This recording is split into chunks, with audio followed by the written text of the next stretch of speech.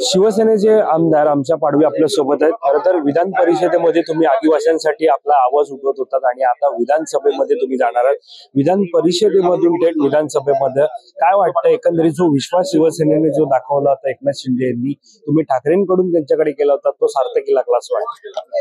बघा, मी पहिले शिवसेनेमध्ये होतो आणि जेव्हा मी विधान परिषदवर गेलो, विधान परिषद मध्ये गेल्यानंतर माझ्या भागाचा मी विषय मांडला होता आणि त्याच विश्वासावर या महाराष्ट्र राज्याच्या मुख्यमंत्री शिंदे साहेबने माझ्यावर मोठा विश्वास ठेवला आणि त्यांना सांगितलं की तुम्ही जरी 2 वर्ष तुम्हाला झाले आहे, आमदार आहे, पण मला तुम्ही लोकांमधून आमदार पाहिजे आणि म्हणून माझ्यावर मोठा विश्वास ठेवून मला तिकीट दिलं आणि आज मी जनतातून निवडून आलेलं आज विधानसभाचा आमदार आहे।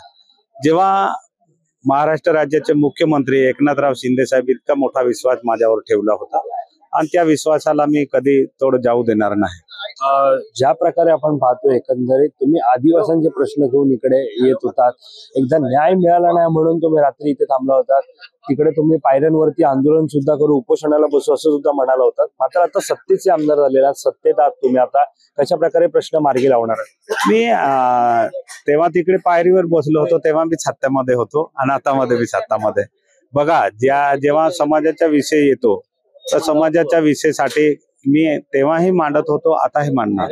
समाजाच्या विरुद्ध मध्ये कोणीही गेला तर आम्ही त्या उभा राहू। एक शेवटचा प्रश्न, कोणता प्रश्न आदिवासींचा जो प्रलंबित आहे, प्रथम प्रश्न जो तुम्ही सोडवण्यासाठी आता या विधानसभेमध्ये आवाज उठवणार?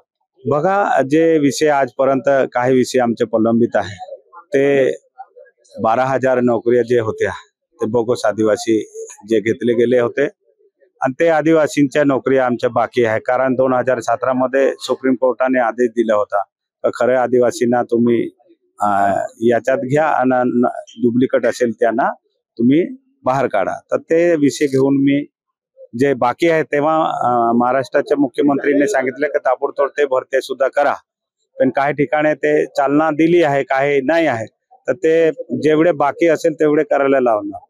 धन्यवाद आमच्याशी बातचीत केल्या संदर्भात। तर हे होते आमच्या पडवी कॅमेरा पर्सन अवधेश कोरीसह मी वैभव पाटील, मुंबई।